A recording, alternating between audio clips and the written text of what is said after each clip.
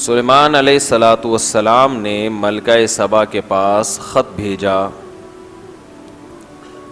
تو اس کا مضمون کیا تھا؟ انہو من سلیمان، یہ سلیمان کی طرف سے ہے، وانہو بسم اللہ الرحمن الرحیم، اللہ کے نام سے جو بڑا مہربان اور نہایت رحم کرنے والا ہے۔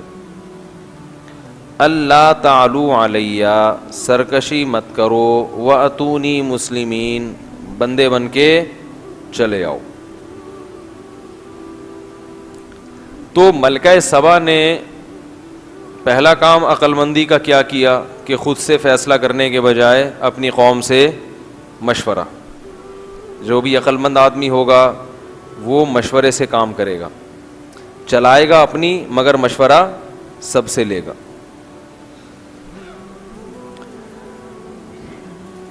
مشورہ ہوا تو وہ بھی بڑے سمجھدار لوگ تھے، انہوں نے کہا نحن اولو قوہ و اولو باس شدید، ہم کوئی کمزور لوگ نہیں ہیں کہ کوئی بھی ہمیں کہ بندے بن کے چلے جاؤ تو ہم اٹھ کے چلے جائیں، ایسا نہیں ہوتا، ایسا نہیں ہوتا، کہیں بھی دنیا میں ایسا نہیں ہوا کہ کوئی بھی آپ کو بولے آ جاؤ تو آپ چلے جاؤ، بھائی کیوں بھائی؟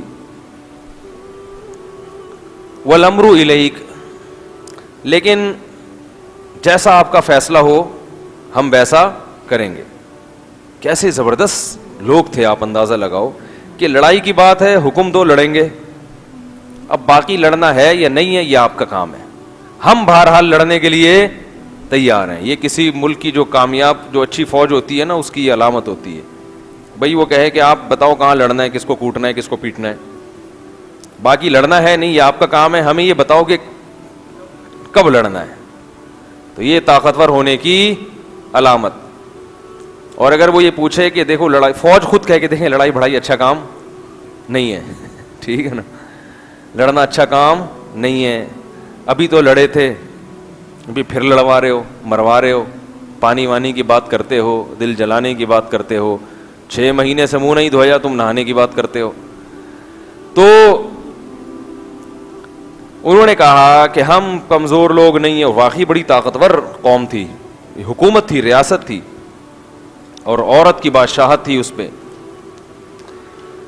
تو وہ اتنی سمجھدار عورت تھی کہ اس نے کہا کہ نہ تو یہ کرنا ہے کہ لڑیں گے اور نہ یہ کہ نہیں لڑیں گے، پہلے ہم یہ دیکھیں گے کہ اس نے جو اللہ کا نام استعمال کیا اور اس میں اشارہ کر دیا کہ میں تمہیں اللہ کے دین کی طرف بلا رہا ہوں، یعنی اس نے بزبان حال یہ کہہ دیا ہے کہ میری یہ لڑائی حکومت کے لیے یا پیسوں کے لیے، دولت کے لیے نہیں ہے، توحید پرست ہوں، اللہ کا نام لیوا ہوں، تو اللہ کے نام کو دنیا میں غالب کرنا چاہتا ہوں۔ تو اس کو ٹیسٹ کر کے دیکھتے ہیں۔ اس وقت تک کوئی، اس سے پہلے جو انبیاء گزرے تھے، کسی نے بھی ختم نبوت کا دعویٰ نہیں کیا تھا، اس لیے تحقیق ہوتی تھی بھئی جس نے دعویٰ کیا ہے وہ سچا ہے یا جھوٹا ہے۔ تو اس نے کیا کیا کہ ملکہ سبا نے کہا کہ ابھی چیک کر کے دیکھتے ہیں، اس کو ٹیسٹ کرتے ہیں کیسا بندہ ہے، میں اس کو تحفے دوں گی، گفٹ ایسے جو اس نے کبھی دیکھے بھی نہیں ہوں گے، کیونکہ ہم بڑے پاورفل لوگ ہیں۔ اگر یہ لالچی نکلا تو یہ ان گفٹ اور ان تحفوں کو دیکھ کر متاثر ہو جائے گا، اور یہ یا تو یہ کہے گا کہ بھئی آئندہ بھی اس طرح کے، جیسے وہ جج صاحب نے کہا تھا نا، بھئی اس طرح کے 5-5 ہزار کے نوٹ کے جو ثبوت تم نے پیش کیے ہیں، ایسے 2-4 ثبوت اور چاہیے۔ ارے وہ ایک وکیل نے جج سے کہا کہ میرے موکل کا جو دلائل ہیں وہ قانون کی یہ کتاب ہے، اس کے صفحہ نمبر 345 پر ہیں۔ جج نے جب وہ کتاب کھولی تو 345 پہ 5000 کا نوٹ پڑا ہوا تھا۔ جج نے کہا ایسے 3 ثبوت اور چاہیے، ٹھیک ہے نا۔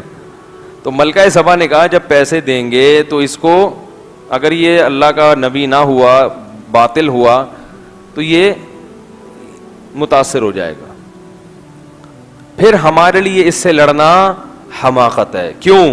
ان الملوک اذا دخلوا قریۃ، لڑائی میں جلد بازی مت کرو، اس لیے کہ بادشاہ لوگ جب کسی بستی میں داخل ہوتے ہیں، اگر فتح ہو جائے تو جعلوا اعزۃ اہلھا اذلہ، قوم کے عزت دار لوگوں کو ذلیل کر دیتے ہیں۔ جتنی عزت ہماری ہے نا، سب سے زیادہ ہم ہی ذلیل ہوں گے، جو پہلے سے کمتر ہیں ان کو کچھ نہیں ہوگا، عزت دار کیا ہو جاتے ہیں؟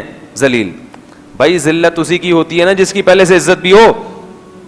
وہ ایک آدمی گیا نا محلے میں, کہنے لگا یار تیرے بھائی کی آج بڑی شکر ہے تیرے بھائی کی عزت نہیں ہے.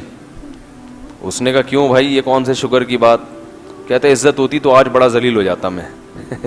کچھ ایسا کام مجھ سے ہو گیا ہے, یہ تو شکر ہے پہلے سے عزت نہیں ہے. تو کتنی ذہین ملکہ تھی, کہنے لگی کہ لڑائی میں اگر شکست بھی ہو, شکست کا آپشن بھی ذہن میں رہنا چاہیے. شکست ہو گئی تو سب سے زیادہ ذلیل کون ہوں گے؟ جن کی سب سے زیادہ عزت ہے. وَإِنِّي مُرْسِلَةٌ إِلَيْهِمْ بِهَدِيَّةٍ, مجھے ذرا چیک کرنے دو, میں ہدیے تحفے دے کے بھیجتی ہوں, دیکھتی ہوں جواب کیا آتا ہے, ریٹرن کیا آتا ہے, وہاں سے کیا رپلائی آتا ہے. اگر رپلائی آیا کہ ہاں اب نرم ہو گیا تھوڑا سا, اب اللہ کا نام, اب بسم اللہ نہیں لکھی اگلے خط میں, تھوڑے سے لبرل ہو گئے ہیں, ٹھیک ہے نا, اب کیا ہو گئے تھوڑے سے لبرل, کہ ہاں اگر اسلام قبول کر لو تو بہت اچھی بات ہے. باقی یہ کہ ویسے بھی ٹھیک ہی ہے, ہر ایک کا اپنا اپنا مذہب ہوتا ہے, اپنا دین ہوتا ہے, اپنی پرمپرا, اپنی روایات ہوتی ہیں. تو جواب سے مجھے اندازہ ہوگا کہ یہ اپنے موقف پر کتنا مضبوط ہیں. اس نے تحفے دے کے بھیجے. فلما جاء سلیمان, جب یہ تحفے سلیمان علیہ السلام کے پاس آئے, قال اتمدوننی بمال, پیسوں سے میری مدد کرنا چاہتے ہو؟ قاصد سے بولا ارجع الیہم, واپس. ٹھیک ہے, میں کیا بات کر رہا ہوں, میں کہہ رہا ہوں اللہ کا نام لے رہا ہوں کہ وہ رحمان ہے, رحیم ہے, انسان بن کے چلے آؤ, یہ تم پیسے بھیج رہے ہو. فما آتانی اللہ خیر مما آتاکم, ملکہ سے کہنا کہ اللہ نے مجھے جو وسائل دیے ہیں وہ تم نے کبھی خواب میں بھی نہیں دیکھے. اور کہا کہ یہ پہلا اور آخری خط تھا. فلنأتینہم بجنود, میں ایک ایسا لشکر لے کے آ رہا ہوں, لا قبل لہم بہا, یہ اس کے سامنے ٹھہر نہیں سکیں گے. وَلَنُخْرِجَنَّهُمْ مِنْهَا أَذِلَّةً, سب کو ان کے ملک سے ذلیل کر کے نکال دیں گے. وَهُمْ صَاغِرُونَ, سارے ذلیل ہو چکے ہوں گے. تمیز کی بات سمجھ میں کیا انداز ہے نا. تو جب پاور ہو تو پھر اس انداز سے بات کرتا ہوا انسان اچھا لگتا ہے. فی الحال جیسے ہیں اسی طرح چل کہ آپ یہ لوگ جوش میں آتے ہیں, بولتے ہیں ابے یار ہم بھی جا رہے ہیں, ابھی دیکھو میں, تو وہ یہ حضرت سلیمان علیہ السلام کا انداز تھا. یہ ہر ایک پہ سوٹ بولو بھائی نہیں کرتا. اصل اسٹائل تو یہی ہے, لیکن اس کے لیے پیسے بھی جیب میں ہونے چاہیے, وسائل بھی ہونے چاہیے. تو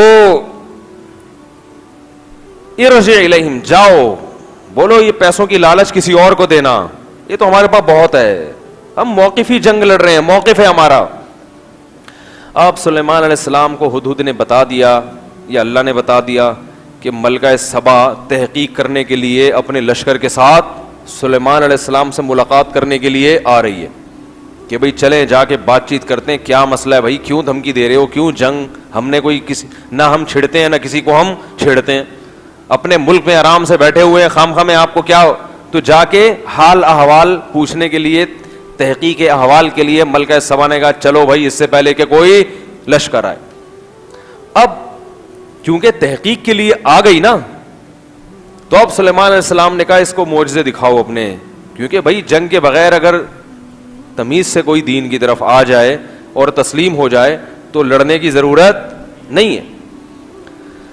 تو وہ اپنے جاہو جلال کے ساتھ ملکہ سبا نکلی وہاں سے. وَلَهَا عَرْشٌ عَظِيمٌ, ہدہد نے پہلے بتا دیا تھا کہ اس کے پاس ایسا خاندانی تخت ہے. پہلے زمانے میں بادشاہوں کے تخت سے اندازہ ہوتا تھا کہ یہ کتنے پاورفل ہیں, ہیرے جواہرات جڑے ہوئے ہوتے تھے تخت میں, اس سے ملک کی اکنومی کا اندازہ ہوتا تھا اور بادشاہ کی طاقت کا اندازہ. بہت بڑا عالیشان تخت تھا. تو سلیمان علیہ السلام نے کہا ایکم یاتینی بعرشہا قبل ان یاتونی مسلمین, میرے دربار میں کوئی ایسا ہے جو اس کے ملکہ سبا کے یہاں سفر, یہاں پہنچنے سے پہلے, ایک ریاست سے دوسرے ملک آ رہی ہے اور اتنا دور تھا ملک کہ سلیمان علیہ السلام کو پتا تھا ہی نہیں اس کے بارے میں. تو میں چاہتا ہوں کہ اس کا تخت کوئی اس کے یہاں پہنچنے سے پہلے لے آئے, وہ دیکھ کے حیران ہو جائے گی اور میرا معجزہ دیکھ کر یقین کرے گی کہ یہ کس کے پیغمبر ہیں, اللہ کے پیغمبر ہیں. کیونکہ ایسا تو ممکن نہیں تھا نا تخت اٹھا کے لانا. قرآن کہتا ہے قال عفریت من الجن, ایک بڑے طاقتور جن نے کہا انا آتیک بہ, میں لے آؤں گا. کب لے کر آؤ گے بھائی؟ قبل ان تقوم من مقامک, آپ کی مجلس برخاست ہونے سے پہلے پہلے میں یہ تخت لے آؤں گا. بڑا پاورفل قسم کا خاندانی جن ہوگا جو اتنا بڑا تخت اٹھا کے لے آئے گا. یہ جو روحانی عاملوں کے پاس جنات ہوتے ہیں یہ جھوٹی موٹی کے ہوتے ہیں, یہ سچی مچی کے نہیں ہوتے, کیونکہ اتنے بڑے جن کو قابو کرنا یہ کوئی ایسا نہیں ہے کہ جیب میں آ جائے اور شاپر میں ڈال کے آپ لے کے جا رہے ہیں اس کو, یہ خود اس عامل کو اٹھا کے لے جائے گا. تو یہ اللہ تعالیٰ نے جنات کو سلیمان علیہ السلام کے تابع بنا دیا تھا. تو کون ہے جو لے کر آئے گا تخت؟ اس جن نے کہا میں لے کر آؤں گا. اور اتنی, آپ تو کہہ رہے ہیں ملکہ کے یہاں پہنچنے سے پہلے, مجلس برخاست ہونے سے پہلے حاضر. قال الذی عندہ علم من الکتاب, وہاں ایک بزرگ بیٹھے ہوئے تھے جن کے پاس زبور کا علم تھا, اللہ والے تھے, ان کے ہاتھ پہ اللہ کرامت ظاہر کرنا چاہتے تھے. انہوں نے کہا انا آتی کا بھی, میں لے کے آؤں گا, قبل ان یرتد الیک طرفک, آپ کی پلک جھپکنے سے پہلے. اس کو کیا کہتے ہیں؟ کرامت. یہ تو شکر ہے اس زمانے میں وہ فتنہ پرست لوگ نہیں تھے, ورنہ وہ بھی کلپ بنا کے کہ یہ تو میڈیکلی ممکن ہے ہی نہیں, یہ تو قصے سنا سنا کے قوم کو الو بنا رہے ہیں. تو قصے بھی ہوتے ہیں اہل اللہ کے ساتھ ہی ہوتے ہیں, اور یہ نبی کے دور کے بعد بھی ہوتے رہے ہیں. یہ اس لیے کہہ رہا ہوں کہ ہر قصے کا قرآن و حدیث میں ہونا ضروری نہیں ہے. جو واقعات نبی کے دور کے بعد جو کرامتیں ہوئی ہیں وہ قرآن حدیث میں تھوڑی ہوں گی.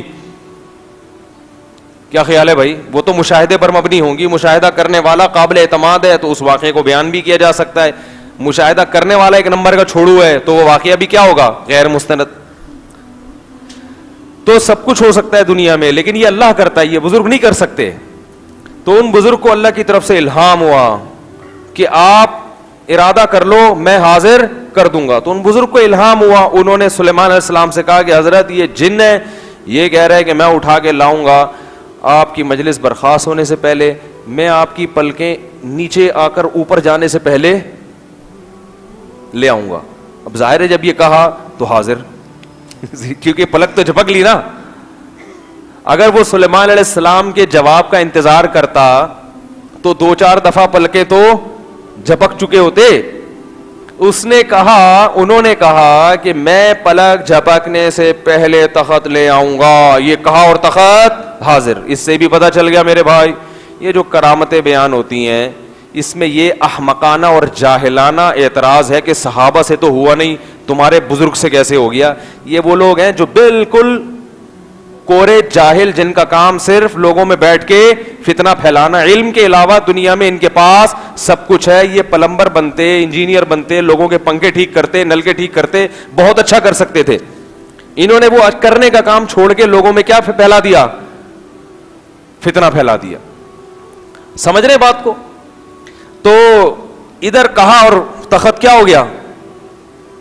حاضر. جیسے ہی تخت حاضر ہوا تو سلیمان علیہ السلام کہہ رہے ہیں ھذا من فضل ربی. اچھا دیکھو, یہ حضرت سلیمان سے یہ نہیں ہوئی. یہ بھی کوئی کہہ سکتا ہے کہ وہ کیا بزرگ سے ہو گئی, سلیمان علیہ السلام تو لا نہیں سکے.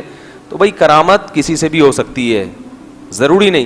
عیسائی یہ اعتراض کرتے ہیں کہ عیسیٰ علیہ السلام مردوں کو زندہ کرتے تھے, محمد صلی اللہ علیہ وسلم تو نہیں کرتے تھے. تم کیسے کہتے ہو کہ محمد صلی اللہ علیہ وسلم حضرت عیسیٰ سے افضل تھے؟ ہم کہتے ہیں بھائی کسی پیغمبر کے ہاتھ پہ کوئی معجزہ ظاہر ہو گیا تو یہ اس کی علامت نہیں ہے کہ وہ پیغمبر ان پیغمبر سے افضل ہے جن کے ہاتھ پہ وہ معجزہ ظاہر نہیں ہوا. تو جیسے ایک کم درجے کے پیغمبر کے ہاتھ پہ ایک معجزہ ہو سکتا ہے, اس سے بڑے درجے کے پیغمبر پہ نہیں ہو سکتا, تو ایسے ہی ایک چیز ایک امتی کے ہاتھ پہ ہو سکتی ہے, ضروری نہیں کہ وہ پیغمبر کے ہاتھ پہ بھی ہو یا وہ اس امتی سے زیادہ افضل امتی کے ہاتھ پہ بھی ہو, یہ ضروری نہیں ہے. کم درجے کے بزرگ پہ کرامت ہو سکتی ہے, اس سے بڑے بزرگ کے ہاتھ پہ وہ کرامت نہیں ہو سکتی. یہ عین ممکن ہے, ہوتا رہا یہ.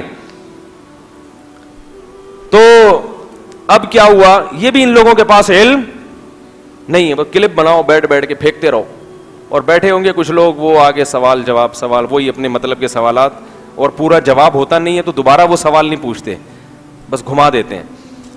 تو یہ سب بٹھایا ہوا ہوتا ہے. یہ جو پرچیاں ہیں, یہ میں نے آپ کو کہا ہے کہ یہ سوال لکھ کے لاؤ, یہ خود سے لکھے ہوئے ہیں نا.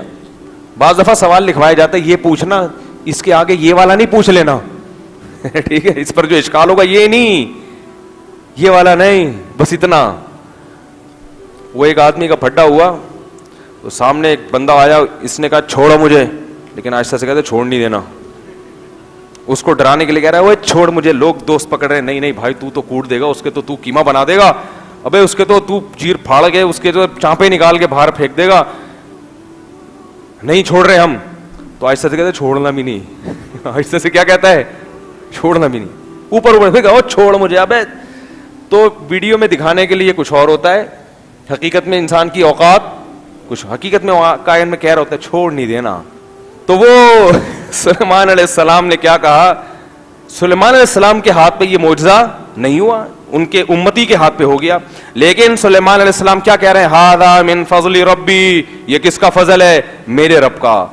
اس میں بتا دیا کہ یہ اس بزرگ نے نہیں کیا, یہ کیا کس نے, اللہ نے. اور یہ میری امتیوں میں ایسے ایسے لوگ اللہ نے پیدا کیے, نیک لوگ, کہ ان کے ہاتھ پہ ایسی چیزیں ظاہر کر دیتا ہے. تو یہ اصل میں کس کا پر فضل ہے, میرے پہ فضل ہے. کسی پیغمبر کے امتی میں اگر بڑے لوگ پیدا ہوں تو یہ پیغمبر کے لیے فضیلت کی بات ہے نا بھائی. قیامت کے دن سارے پیغمبر اپنے اصحاب کے ساتھ آئیں گے, میرے یہ لوگ ہیں, میرے یہ لوگ ہیں. ہمارے نبی کس کے ساتھ آئیں گے, ابو بکر اور عمر کے ساتھ. تو سب سے زیادہ فخر اپنے ساتھیوں پر کس کو ہوگا, محمد صلی اللہ علیہ وسلم کو ہوگا, کہ تمہارے ساتھ ایسے تھے تو میرے ساتھ یہ لوگ ہیں, یہ وفادار لوگ. تو اللہ, حضرت سلیمان نے کیا کہا, ھذا من فضل ربی, یہ میرے رب کا مجھ پہ فضل ہے. لیبلونی, اللہ اصل میں مجھے آزمانا چاہتا ہے, اشکر ام اکفر, کہ میں شکر کرتا ہوں یا ناشکری. کیونکہ انسان چوڑے میں بہت جلدی آتا ہے, تھوڑی دو چار کرامتیں ہو گئیں, لوگوں کو بتاتا پھرے گا, دیکھا میں کتنا بڑا بزرگ ہوں. ہوتا ہے نا, معجزہ ظاہر ہو گیا, کرامت ہو گئی, دیکھا اب پتہ چل گیا. تو دو چار لوگوں کو میرے بارے میں بڑے اچھے خواب آئے نا, تو انہوں نے مجھے کہا آپ بتاتے کیوں نہیں. میں نے کہا بھائی اگر کسی کو برا خواب آ گیا, اللہ نہ کرے میرے بارے میں, وہ تو میں کبھی نہیں بتاؤں گا, تو اچھا کیوں بتاؤں, یہ تو پھر خیانت ہو جائے گی نا. ہم لوگ کیا کر رہے ہوتے ہیں, اچھے اچھے آ رہے ہوتے ہیں, بتا رہے ہوتے ہیں, گندے گندے چھپا رہے ہوتے ہیں, تو یہ فنڈر گیری ہو جائے گی نا. کیا خیال ہے, اللہ نہ کرے ہم سب کو اللہ برے خوابوں سے بچائے اور برے خوابوں کے شر سے بھی بچائے اللہ تعالیٰ. تو اعمال کو دیکھو بھائی, اعمال کیسے جا رہے ہیں. تو سلیمان علیہ السلام نے کہا اللہ مجھے آزمانا چاہتا ہے کہ میں شکر کرتا ہوں یا ناشکری. ہر نعمت پہ شکر کرنا چاہیے, تکبر نہیں. پیسہ ملا تو بھی, عزت ملی تو بھی, صحت ملی تو بھی شکر. شکر گزار کی علامت کیا ہوتی ہے, اس میں تواضع عاجزی پیدا ہوتی ہے. اور ناشکری میں کیا پیدا ہوتا ہے, تکبر اور فخر, توہین. تیرے پاس ہے کیا, تیرے پاس دھیلا نہیں ہے, باتیں ایسی کرتا ہے, سب ہم نے محنت سے کمایا ہے. اس قسم کی اس کی زبان اور ٹون اس طرح کی چینج ہو جاتی ہے. اور آگے سلیمان علیہ السلام نے کہا ومن شکرا, جس نے شکر ادا کیا, فإنما یشکر لنفسی, اپنا ہی فائدہ ہوگا. ومن کفرا, اور جو ناشکری کر کے شو بازی پہ آ جائے گا, میں یوں فإن ربی غنی کریم, تو میرا رب غنی ہے, اسے کسی کی پرواہ نہیں ہے. اب جب تخت آ گیا تو سلیمان علیہ السلام نے کہا کہ ملکہ سبا آئے گی, بالکل وہی تخت دیکھے گی تو فوراً پہچان جائے گی, ہم تھوڑا سا اس کو سرپرائز دینا چاہتے ہیں. یہ طریقہ ہوتا ہے نا کہ بھئی تھوڑا سا اس کو کیا کریں ہم, ورنہ ایک دم سے نہیں, تھوڑا سا اس کو غور کرنے کا موقع ملے. کنفیوز ہو کے تقریباً ویسا ہی ہے, تو تقریباً ویسا انہوں نے بنا کیسے لیا بھائی. میپ تو تھا نہیں ان کے پاس, کوئی واٹس ایپ تو تھا نہیں کہ کسی نے ان کو تصویر لے کے بھیج دی ہو, تو بالکل, اور اتنے اربوں خربوں کی مالیت اس پہ لگی ہے, ان کے پاس اتنا پیسہ کہاں سے آ گیا, اور پھر بالکل ویسا بنا کیسے لیا انہوں نے. یہ 10 قسم کے سوالات ہوں گے نا اس کے ذہن میں کہ ہے تو بالکل ویسا ہی, لیکن یہ ہو کیسے سکتا ہے کہ وہاں سے یہاں اٹھا کے لے آؤ. کوئی جہاز وہاز تو اس زمانے میں ہوتے نہیں تھے, بحری جہاز ہوتے تھے, مگر اس میں بھی تو بہت ٹائم لگے گا نا. تو قال نکروا لها عرشها, حضرت سلیمان نے کہا تھوڑی سی چینجنگ کر دو, ایک کوئی ہیرے کوئی یہاں سے اٹھا کے تھوڑا وہاں لگا دیا, تھوڑا یہاں دائیں بائیں تھوڑا سا کر دو, تھوڑی سی, زیادہ نہیں. ننظر, ہم دیکھنا چاہتے ہیں, اتہتدی, پہچان جاتی ہے, یا کبھی بھی پہچاننے سے, ہمیشہ پہچاننے سے کیا رہتی ہے, قاصر. ابھی ہم دیکھتے ہیں. فلما جاءت, جب وہ آئی ہے, قیل, کہا, قیل اہکذا عرشک, پوچھا گیا اس سے بھائی تیرا تخت بھی کچھ ایسا ہی تو نہیں ہے. کہنے لگی کأنہ ہو، مجھے تو لگ رہا ہے یہ بالکل وہی ہے. لیکن اس نے یہ کہا نہیں کہ یہ وہ ہے، کیونکہ وہ کہتی کہ یہ ایسے ہو ہی نہیں سکتا کہ وہاں سے وہاں اٹھا کے آ جائے، بھائی یہ تو پاسبل ہے ہی نہیں. کأنہ ہو وأوتینا العلم من قبلها وکنا مسلمین. اور کہنے لگے ہمیں آپ کے بارے میں پہلے سے نالج ہے کہ آپ بھی بڑے، اللہ نے آپ کے پاس بڑے بڑے انجینئر پیدا کیے اور بڑے وسائل دیے ہیں، تو عین ممکن ہے اسی جیسا تخت آپ نے بنا لیا ہو. ہمیں پتا ہے پہلے سے آپ کے بارے میں اطلاعات ملتی رہی، تحقیق تو اس نے اور بھی کی ہوگی نا، اطلاعات پہنچ چکی تھی کہ بھائی بڑے بڑے انجینئر ہیں ان کے پاس، بہت کچھ ہے، تو بنا لیا ہوگا. ممکن ہے اسی جیسا بنا لیا ہو، لیکن کنفیوز رہی کہ یار یہ اسی جیسا کیسے بنا لیا. تو کأنہ ہو وأوتینا العلم من قبلها وکنا مسلمین. اور ہم تو پہلے ہی تسلیم ہو چکے ہیں آپ کی صلاحیتوں کے آگے، اپنے سر کو ہم نے جھکا لیا ہے. اللہ فرماتے ہیں وصدها ما كانت تعبد من دون اللہ. دیکھو قرآن ملکہ سبا کی تعریف کر رہا ہے کہ وہ قوم جو اللہ کے علاوہ کی عبادت کرتی تھی، اس قوم نے اس کو اللہ کی شرک، اللہ کے علاوہ کی عبادت پہ مجبور کر دیا تھا. انہا کانت من قوم کافرین، کیونکہ اس کی قوم کیا تھی؟ بری. گویا اللہ ان لفظوں میں ملکہ سبا کی تعریف کر رہے ہیں کہ ماحول نے اس کو کیا کر دیا تھا، اتنی ذہین عورت کو غلط راستے پہ ڈال دیا. اس سے پتہ چلتا ہے کہ ماحول انسان کو بت پرستی پہ لگا دیتا ہے. ابھی ہم نے کل کلپ کوئی دیکھا پرسوں کہ بڑے بڑے پڑھے لکھے ٹائپ کے لوگ لگ رہے تھے ہمیں، واللہ عالم. وہ کیا ہے، گائے کے سامنے آ کے لیٹتے ہیں ہندوؤں میں، گائے ان کے کمر پہ اپنا پاؤں رکھتی ہے، ہٹا لیتی ہے، پھر وہ لیٹتے ہیں، پھر گائے آتی ہے، وہ سمجھتے ہیں آشیرواد لے رہے ہیں گائے کا. گائے کا کیا لے رہے ہیں؟ وہ میں نے کہا پاؤں رکھ کے کھڑی ہو گئی نا، یہ آشیرواد یہ مہنگا پڑ جائے گا. وہ گائے کو کیا پتا بھائی کیا ہو رہا ہے، وہ تو آ رہی ہے، ٹانگ رکھ رہی ہے، لوگ نیچے آ کے لیٹ رہے ہیں. تو بڑے بڑے پڑھے لکھے لوگ بے وقوف بن جاتے ہیں ماحول کی وجہ سے. اور یہ ملکہ سبا کے واقعے میں نا بڑی عجیب عبرت یہ ہے کہ قرآن میں جتنے واقعات بیان ہو رہے ہیں زیادہ تر کیا ہے، نبی نے سمجھایا، قوم نہیں مانی، اللہ نے تباہ کر دیا. وہ سارے مرد تھے، فرعون بھی مرد تھا، قارون بھی مرد تھا، حامان بھی مرد تھا. حدیث میں آتا ہے کہ اللہ نے عورت میں مرد کی نسبت عقل کم رکھی ہے، مرد کی نسبت عقل کیا رکھی ہے؟ کم. لیکن دوسری طرف ہم قرآن میں دیکھتے ہیں کہ جتنے حاکم مرد گزرے ہیں سب پیغمبروں کے مقابلے میں آ کے کھڑے ہوئے، لیکن یہ عورت تھی، اس نے تحقیق کی کہ میں دیکھوں کہ یہ اہل حق میں سے ہے یا اہل باطل میں سے. اس سے پتہ چلا کہ عورت میں عقل مرد سے کم ہے، مگر یہ قاعدہ کلیہ نہیں ہے. بعض عورتیں مردوں سے زیادہ ذہین ہوتی ہیں. اب آپ کی جب بیوی بیان سنے گی تو وہ کہے گی کہ ان بعض میں میں داخل ہوں. میں نے کہا تھا نا کہ سب عورتیں ایک جیسی نہیں ہیں. اور وہ کہے گی کہ دنیا میں جتنے مرد ہیں سب عقل مند ہوتے ہیں سوائے آپ کے. بس مجھے اللہ نے جو میاں دیا ہے وہ پتہ نہیں کیوں بیوقوف پیدا ہو گیا. تو یہ ہوگا، برداشت کریں، کوئی ایسا مسئلہ نہیں، ہم بھی برداشت کرتے ہیں. تو خیر، تو کیسا اللہ تعالیٰ نے اس کی ذہانت کو بیان کیا کہ انہا کانت من قوم کافرین. اس کو برے ماحول نے کیا کر دیا تھا؟ خراب. قیل لها ادخل الصرح فلما رأته حسبته لجة وكشفت عن ساقيها. سلیمان علیہ السلام نے ایک فرش بنایا تھا، اس میں ایسی ٹیکنالوجی استعمال کی تھی انجینئروں نے کہ وہ دیکھنے میں لگتا تھا پانی ہے. یعنی اس میں شیشے کا ایسا کام ہوا تھا کہ وہ دیکھنے میں کیا لگتا تھا، یہ پانی ہے. ظاہر ہے اس دور میں ایسی چیز بنا لینا کہ وہ انسان اتنا دھوکے میں پڑ جائے کہ وہ لگے کہ یہ تیرتا ہوا کیا ہے، یہ موجیں ہیں اور اس میں پانی تیر رہا ہے، حالانکہ وہ پانی نہیں تھا، وہ شیشہ تھا. فلما رأته حسبته لجا، وہ سمجھی کہ یہ پانی ہے.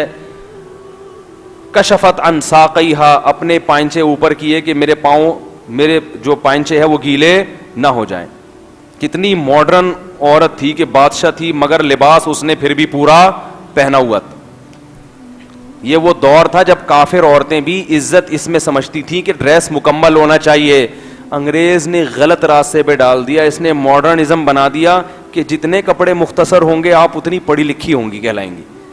یہ ایسا ماحول بنا دیا. پہلے یہ غیر مسلموں میں بھی نہیں ہوتا تھا. تو یہ فطرت کے خلاف ہے. تو اس نے اپنے پائنچے اوپر کیے تاکہ یہ پاؤں, یہ میرے پائنچے گیلے نہ ہو جائیں. آج ہوتا نا تو اسکرٹ پہنا ہوا ہوتا, بھی ماڈرن ہے بڑے, وہ ریاست کی وہ ہیں, تو وہ پائنچے اوپر کرنے کی ضرورت ہی نہیں ہے, بلکہ وہ ڈبکی لگاتے سوئمنگ پول میں ہے سب کے سامنے, وہ سر پر پھٹ جاتا اس کا, وہ تو شکر ہے. تو فلما رأته لجة حسب فلما کیا ہے قیل لها ادخل الصرح فلما رأته حسبته لجة وكشفت عن ساقيها قال انه صرح ممرد من قوارير. سلیمان نے علیہ السلام نے کہا کہ یہ شیشہ نہیں ہے. تو اس نے کہا ربی انی ظلمت نفسی, اے اللہ میں نے اپنی جان پر آج تک بڑا, یہ ایک دم متاثر ہونے کہ پہلے وہ تخت اپنا اس کو یقین نہیں آ رہا تھا, اس کو اب یہ بھی یقین آ گیا کہ جو یہ کر سکتا ہے بھائی وہ تخت بھی پھر میرا ہی ہے. وہ تخت کس کا ہے؟ یہ تو پتہ نہیں کیا کیا کمالات دکھا رہے ہیں بھائی. تو یہ اللہ کا پیغمبر ہی ہو سکتا ہے, ورنہ یہ عام آدمی کا کام نہیں ہے. ہم سے زیادہ کون ٹیکنالوجی میں آگے ہوگا؟ ملکہ سبا کا یہ خیال تھا. فوراً کہنے لگی ربی انی ظلمت نفسی, اے اللہ میں نے اپنی جان پر آج تک بہت ظلم کیا ہے, شرک میں مبتلا رہی.